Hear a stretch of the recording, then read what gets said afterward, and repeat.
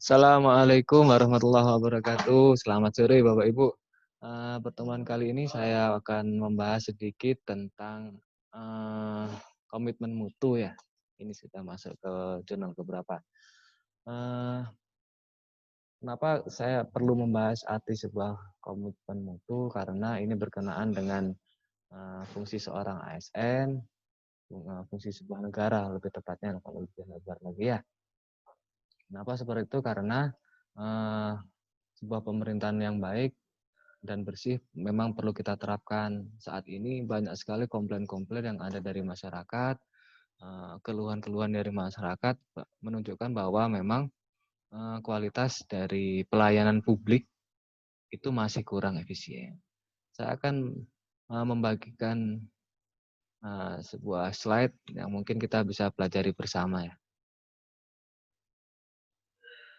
Nah, perkenalkan dulu, nama saya Dian Mas Sodikin. Saya Latsar angkatan 12 LAN Samarinda. Sebelum kita masuk ke komponen-komponen dari komitmen mutu, sebelumnya kita harus tahu dulu apa hal terpenting sebelum kita memasuki komponen tersebut, yaitu kita harus tahu bagaimana sih cara berpikir kreatif. Tahapan-tahapannya ada beberapa. Sebenarnya ini sesuatu yang tidak sulit karena sering sekali kita lakukan. Yang pertama, kita tidak boleh cepat merasa puas. Dari situ, karena kita tidak puas, kita pasti berimajinasi. Dari imajinasi yang mulai muncul, mulai liar, agar semua terkontrol, kumpulkan data. Dari pengumpulan data, kemudian muncullah sebuah inovasi. Ini hasil pemikiran Anda, Bapak Ibu. Setelah itu coba dianalisis, coba dirancang secara sistematis, dan kemudian sosialisasikan kepada lingkungan terdekat Anda. Setelah mereka semua sudah memberikan feedback, barulah kita laksanakan. Dan siklus itu harus terus berjalan. Oke, kita masuk ke komponen-komponen atau nilai dasar dari sebuah komitmen mutu. Yang pertama adalah efektivitas, yang kedua adalah mutu layanan, yang ketiga adalah efisiensi, yang terakhir adalah sebuah inovasi. Kita akan bahas satu persatu masing-masing komponen, Bapak Ibu. Yang pertama efektivitas. Apa sebenarnya sih efektivitas itu? Efektivitas sebuah layanan sebenarnya lebih cenderung ke bagaimana sih ketepatan kita mencapai target.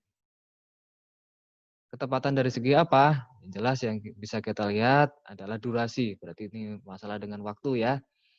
Yang kedua dari segi biaya dan yang ketiga dari segi harapan. Kita harus efektif pemanfaatannya. Yang kedua adalah inovasi.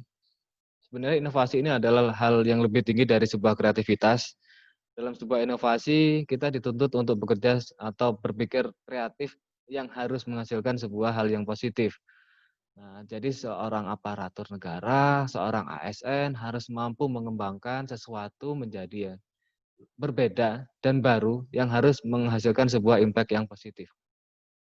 Komponen yang ketiga yakni efisien. Mungkin semua sudah tahu ya istilah efisien. Efisien itu berarti kita tidak boleh boros. Dalam hal apa? Yang jelas dalam hal waktu. Yang kedua dalam hal biaya. Yang ketiga adalah sumber daya. Jadi harus ada sinergi antara efektif dan efisien. Mana yang paling menguntungkan? Ambil irisannya. Dan yang terakhir adalah mutu layanan sendiri.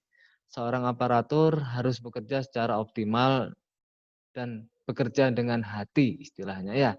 Jadi untuk menghasilkan sebuah karya yang memang mengena, sebuah karya yang bermanfaat, hal terpenting yang harus kita laksanakan adalah kita harus mampu bekerja secara optimal dan harus bekerja dengan hati.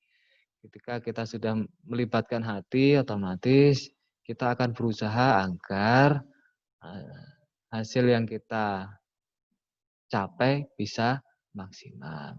Oke, mungkin itu saja yang akan saya share kali ini. Terima kasih. Assalamualaikum warahmatullahi wabarakatuh.